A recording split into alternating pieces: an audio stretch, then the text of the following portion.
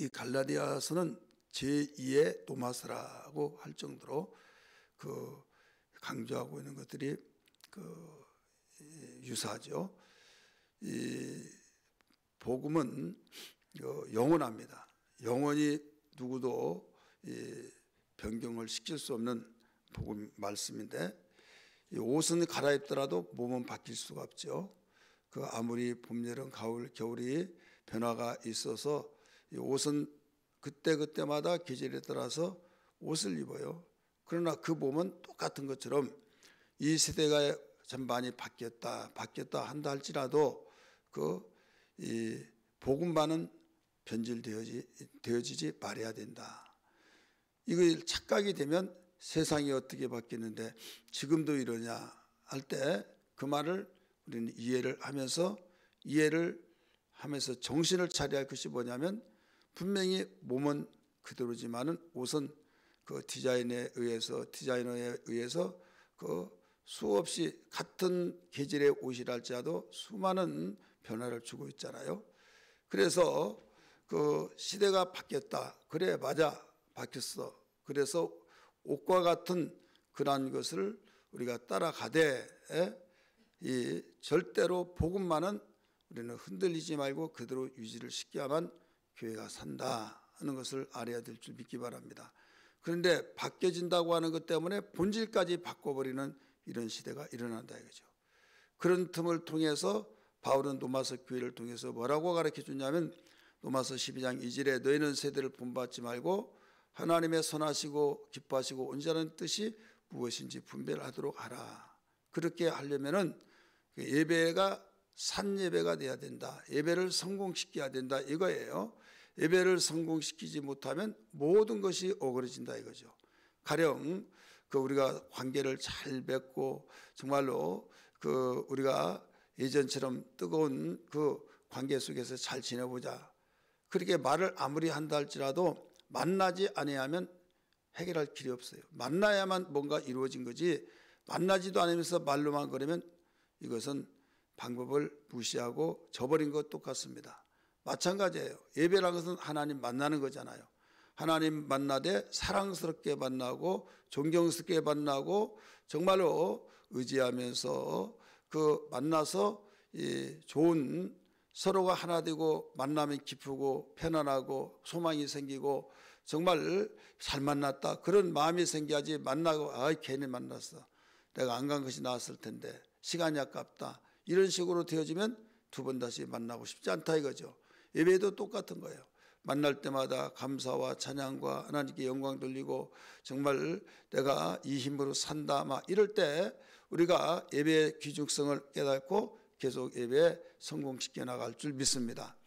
그런데 예배가 실패되면 서서히 조짐이 되는 거예요. 우리가 어떤 뇌출이나 뇌경색으로 또 그 이상 여러 가지로 확 쓰러졌다. 갑자기 이렇게 하는데 조짐이 있다 이거죠. 전조 현상이 있는데 이걸 그냥 가볍게 이고 지나쳐 버리니까 일 터지고 나면 그때 갔어야 할 텐데 이게 후회한다 이거죠. 우리도 마찬가지예요. 예배에 성공되지 못한 사람들의 전조 현상이 다 일어나요. 아무도 몰라요. 예배는 꼬박꼬박 참석해요. 참석하는데 거기에서 은혜를 받지 못합니다.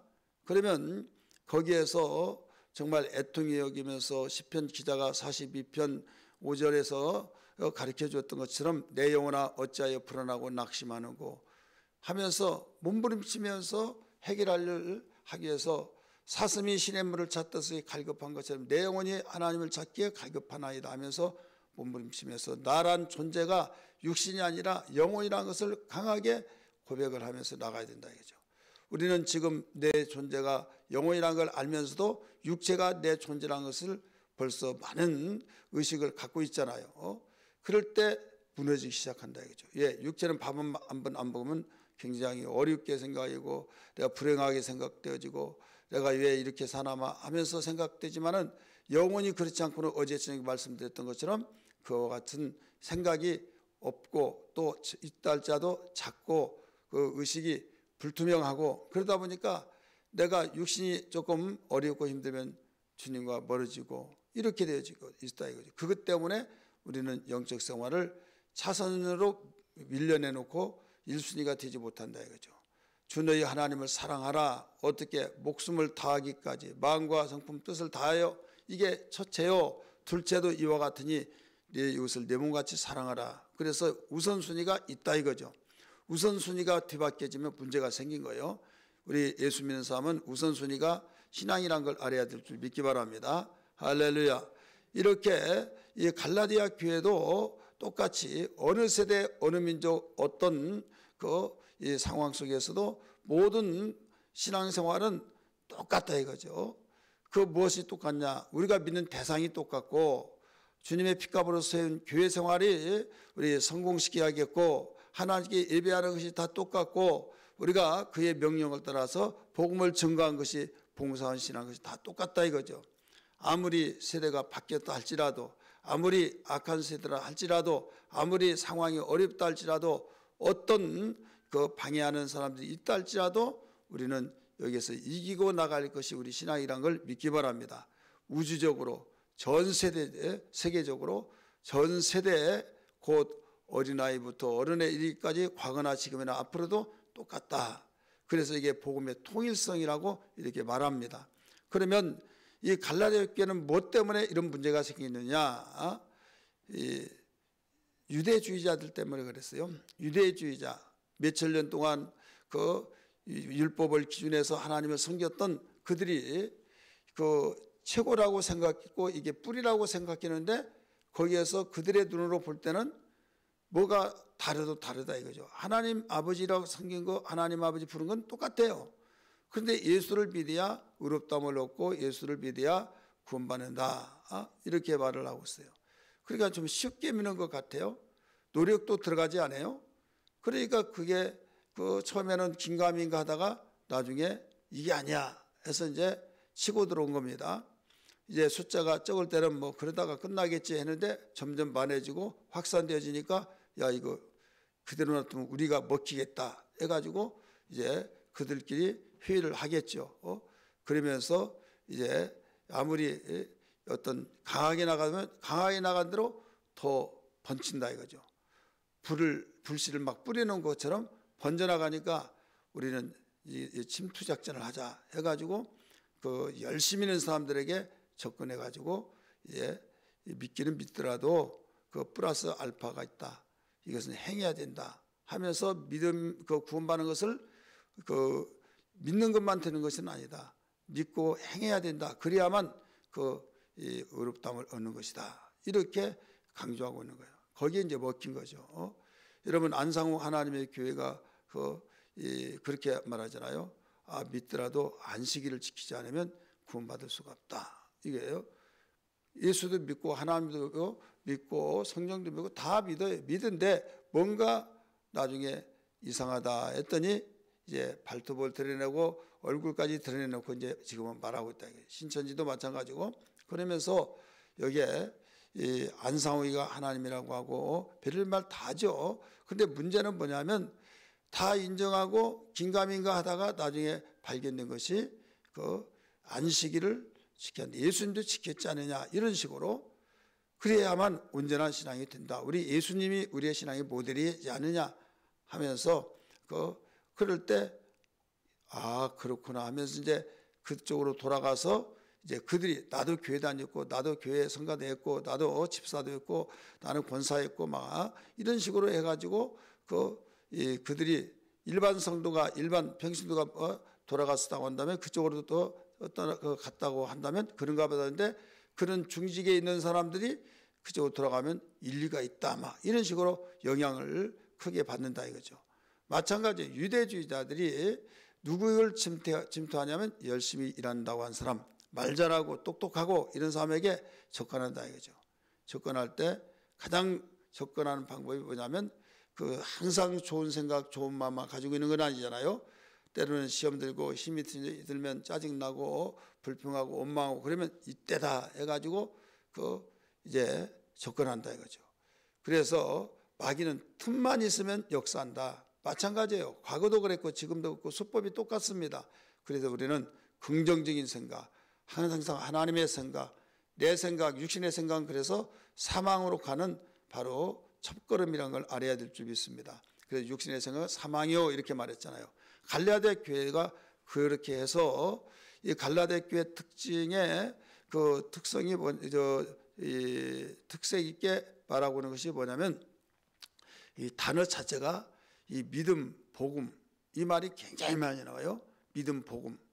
그런데 이 믿음, 복음은 무엇을 대조해서 말하고 있냐면 행함을 대조하여서 말하고 있는 거예요. 유대주의자들은 행함을 추정하고 또 바울이 강조했던 복음은 그 의롭다함을 얻었다. 이건 뭘로? 믿음으로 의롭다함을 얻었다. 칭의라고 말합니다. 칭의. 신학적인 용어로. 그래서 우리는 죄인이다. 죄인은 저주받고 심판받고 지옥 간다. 이 세상에서도 저주를 받고 죽어서도 지옥 간다. 그런데 살 수 있는 길은 의롭다함을 얻어야 죄인이 의인되어야 된다. 어떻게 죄인이 의인되느냐? 우리의 힘으로는 되는 것이 아니라 하나님의 은혜로 되는데 예수 그리스도가 우리를 위해서 십자가에 못 박혀 죽으심으로 그분이 죄값을 다 지불해 주셨기 때문에 그걸 믿으면 바로 의롭다함을 얻게 된다. 그래서 의인된다. 그래서 이 믿음을 강조하고 그 다음에 여기에서 우리가 이 복음을 이제 강조해서 그 의라고 하는 그 말을 강조하고 믿음을 강조해서 복음 율법과 대조를 시켜서 계속 우리가 흔들지 말아야 된다. 그 외에 어떤 것도 없다 이거죠. 그런데 유대주의자들이 갈라디아 교회에 들어와 가지고 완전히 초토화를 시킨 거예요. 초토화. 우리가 4장에서 보면 3장 4장에서 보면 그것이 이제 완전히 강하게 가르쳐 주고 있는데 그래서 이 갈라디아 교회 이 주제가 뭐냐면 갈라디아서 주제는 믿음으로 의롭다함을 얻었다 이거예요. 믿음으로 의롭다함을 얻었다. 이 내용이 갈라디아서의 주제입니다. 우리 성경 한번 볼까요? 2장을 보세요. 이 주제이기 때문에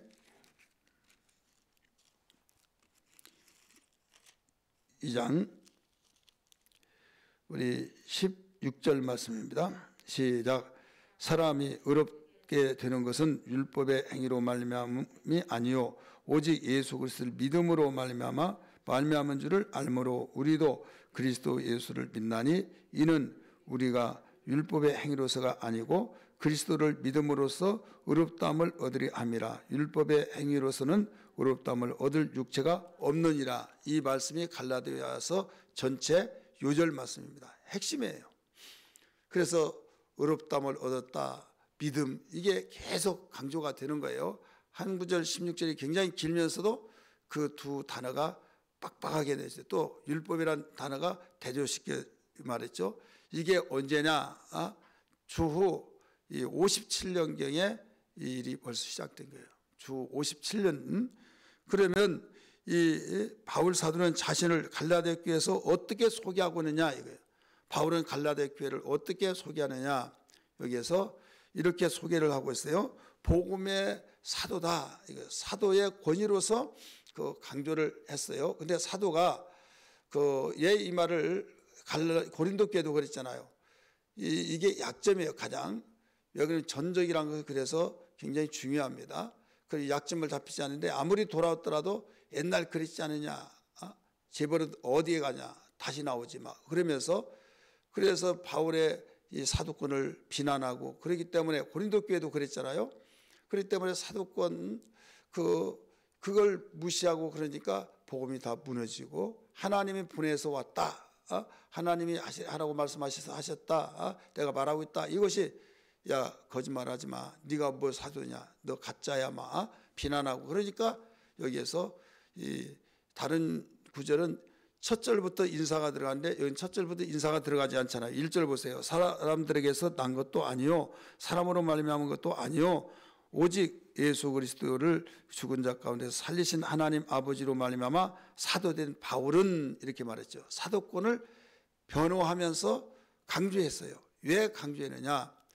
나는 그 사람의 뜻으로 난 것이 아니다. 하나님이 세워서 나는 전직이 이 사도가 아니었지만 하나님이 나를 택하시고 나를 부르셔서 하나님이 세워주셨다. 하나님이 세워주셔서 내가 너희들에게 이 복음을 증거한다. 사실 그렇지 않습니까? 다메섹 도상에서 그는 그날도 예수 부활을 증거한 사람을 잡아 가두기 위해서 그 사역하고 있었는데, 다메섹 도상에서 부활하신 예수를 만나고 난 뒤에 꺾어지고 그들로부터 곧바로 복음을 증거하는 사도로서 사명을 다하고 있잖아요. 그래서 나는 사람의 뜻으로 하는 것이 아니다. 하나님의 뜻으로 하는데 이걸 어떻게 하자는 말이냐. 그 다른 사도들처럼 예수님 밑에서 배워서 그러지는 않았지만은 나는 하나님이 불렀다. 하나님이 세워주셨다. 여러분 사도행전 9장 15절에도 나를 택한 그릇이라고 했잖아요. 하나님이 내가 그를 이방인을 위해서 택한 그릇이다 라고 말했잖아요. 그래서 이 말을 강하게 내세우고 다른 복음서는 인사를 먼저 1절부터 1, 2절부터 시작하는데 여기는 그렇지 않고 오히려 사도를 강조하고 있다 이거죠.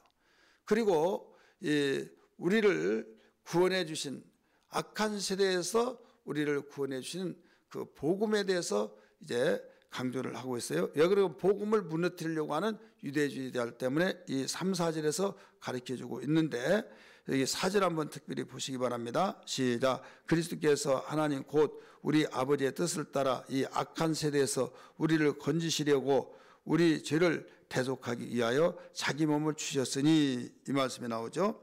여기서 바울이 말하고 있는 복음의 핵심은 뭐예요?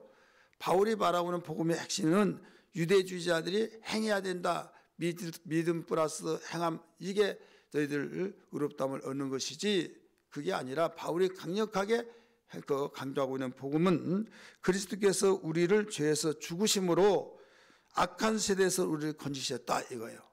그러니까 우리 모든 사람은 죄인이고 의롭다함을 얻을 육체가 없다. 그런데 이 죄값을 예수님이 우리를 위해서 대신 지불해 주셔서 우리는 믿음으로 우리가 의롭다함을 얻었다. 여기서 악한 세대는 어떤 세대를 말하고 있는가 하면 그 앞으로 다가올 이 세대, 곧 천국에서는 그 아주 악한 자가 없죠. 그 세대에 대조를 해서 그 세대에 비하면 이 세상이 얼마나 악하냐 이거죠. 악한 세대는 그때 시대는 그렇게 지금까지 악하지 않았을 텐데 하면서 이 땅의 것을 그 생각하면 지금도 이 선하게 사는 사람이 많이 있을 텐데 이렇게 말하지만은 악한 세대는 그 마귀가 있는 세대 이상은 악한 세대입니다.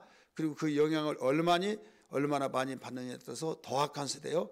그런데 여기서 천국에 비하면 이건 악하고 악랄한 세대다 이거죠. 그렇기 때문에 우리에게 이런 악한 세대에서 살고 있는 우리를 건지시기 위해서 자기 몸을 던지셨다. 그래서 믿어야 구원받는다. 이게 바울이 전한 그 복음입니다. 그런데 느닷없이 유대주의자들이 나타나서 그 일을 파괴시키면서 그렇지 않다. 행함으로 의롭다함을 얻는 것이다. 바울은 아니다. 우리의 죄를 해결해 주기 위해서 자기 몸을 던져서 십자가에 못 박혀 피 흘려 죽으신 그 예수를 믿을 때 곧 우리는 의롭다함을 얻는다 이거예요. 그래서 어느 정도 달라요? 완전히 다르죠.